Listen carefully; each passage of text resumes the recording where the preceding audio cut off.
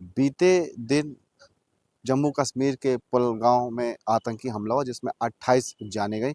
इस वक्त हम मौजूद है कानपुर में और हमारे साथ बातचीत करने के लिए अधिवक्ता रोहित अवस्थी जी हैं, जो कि राजनीतिक विशेषज्ञ भी हैं। इनसे बातचीत करेंगे और जानेंगे कि इस घटना को किस नज़रिए से देख रहे हैं। अभी पुलगांव में आतंकी हमला हुआ जिसमें 28 जाने गए, इसके बारे में आप क्या कहेंगे? जी, पहलगाम में जो ये आतंकवादी हमला हुआ है, ये अपने आप में पहला हमला है इस देश के अंदर जिसमें कि किसी धर्म को लेके विशेष धर्म को लेके हिंदुओं को मारा गया है और उनसे उनका धर्म पूछ करके मारा गया है। तो मुझे लगता है कि ये बड़ी गंभीर विषय है। जिस तरीके से यहाँ पे शुरुआत हुई, जो ये जिहाद, मैं इसको बोलूँगा, आतंकवाद भी नहीं बोलूँगा, क्योंकि उन्होंने अलग करवाया, हिंदू अलग हों, मुसलमान अलग हों और हिंदुओं को मारा गया। तो हिंदुस्तान, इस देश, ये जो है भारत देश, हिंदुस्तान इसको कहते हैं, हिंदुओं का एकमात्र देश है, मैं तो ये मानता हूँ। और उस देश के अंदर अगर इस तरीके से होगा तो ये खुली चुनौती है भारत सरकार के लिए। और आतंकवाद पाकिस्तान पोषित है, ये हम लोग 1947 से देख रहे हैं कि वो छद्म वॉर करते हैं। वो डायरेक्ट वॉर इंडिया के साथ 2 बार करे, दोनों बार, तीनों बार हार चुके हैं। उसके बाद उस उनकी प्रॉक्सी वॉर की जो नीति है कि आतंकवादियों को यहाँ भेजते हैं, लेकिन उसमें इस तरीके से जो किया गया कि हिंदुओं को टारगेट करके, तो यहाँ पे ये भी गंभीर ये सवाल उठता है कि भारतीय मुसलमान क्या करेगा? क्या वो इस चीज़ को अगर सपोर्ट करने जाएगा कि वो सही हुआ है, या उनको, मुझे ऐसा लगता है कि भारतीय मुसलमान के लिए बड़ी यहाँ पे चुनौती उनके लिए भी है कि उनको ये प्रूव करना पड़ेगा कि उनका इस घटना से कोई लेना देना नहीं है और इनको खुल के इस आतंकवाद के खिलाफ बोलना चाहिए, मेरा ऐसा मानना है। और जो ये घटना है, ये भारत सरकार जिस तरीके से इसका रिएक्शन आ रहे हैं, तो वो तो पूरी तरीके से इसके विरुद्ध बड़े एक्शन लेने के मूड में दिख रही है और लेना भी चाहिए, क्योंकि इस्लामिक आतंकवाद के खिलाफ, क्योंकि हिंदुओं को पूछ के मारा गया, कहीं ना कहीं उनका टारगेट ये था कि गैर मुस्लिमों को मारना है।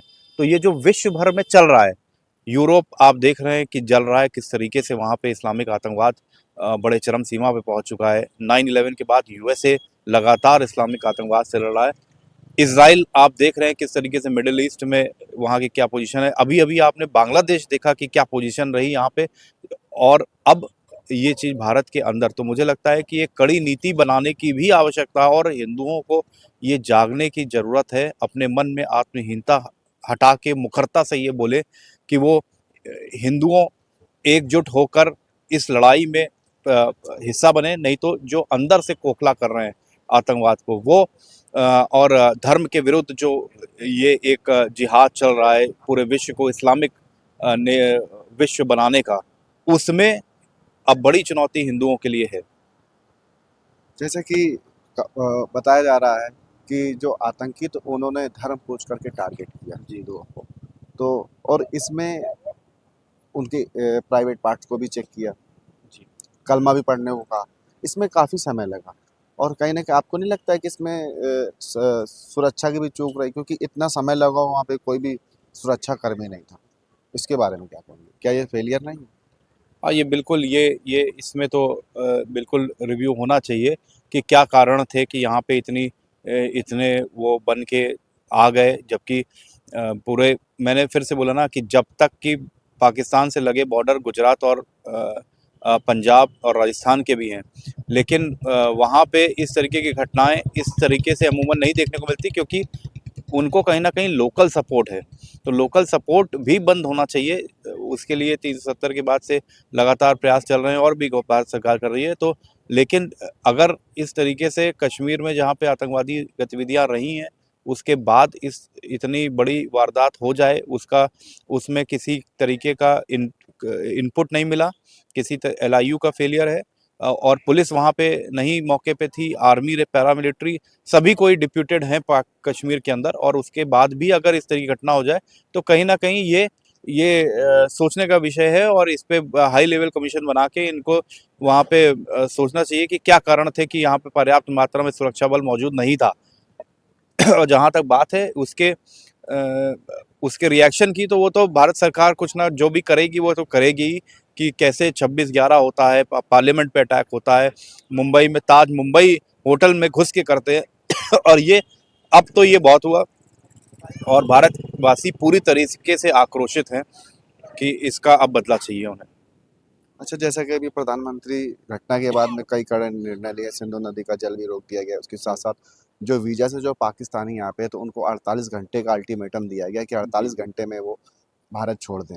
कहीं ऐसे में सरकार को और भी कड़े निर्णय लेने चाहिए, जैसे कि बताया जाता है कि भारी संख्या में भारत देश में, जैसे कभी आपने कहा कि कहीं ना कहीं स्थानीय सपोर्ट उनको मिलता है, तो वैसे भारत के अंदर भारी संख्या में, चाहे वो रोहिंग्या हो चाहे बांग्लादेशी, ऐसे में सरकार को उनको भी एक अल्टीमेट देना चाहिए कि वो भी भारत छोड़ें। अल्टीमेट नहीं, देखिए ये तो भारतीयों के अंदर भी यहाँ के नागरिकों की भी जिम्मेदारी है। मैं वही बात बोलने जा रहा हूँ कि मैंने कहा कि पाकिस्तान लगातार यहाँ से सप्लाई करता है, उनको मदद करता है, उनको भेजता है, तो हमारी दुश्मन क्या है ये भी हमें पहचानना चाहिए। पाकिस्तान हमारा दुश्मन है और एक बार उनको करारा जवाब तो मिलना ही चाहिए। किस बात का हम उनसे क्रिकेट मैच खेलें, किस बात को उनको हम पानी दें जब हमारे आप सीधे सीधे हमारे ऊपर अटैक कर रहे।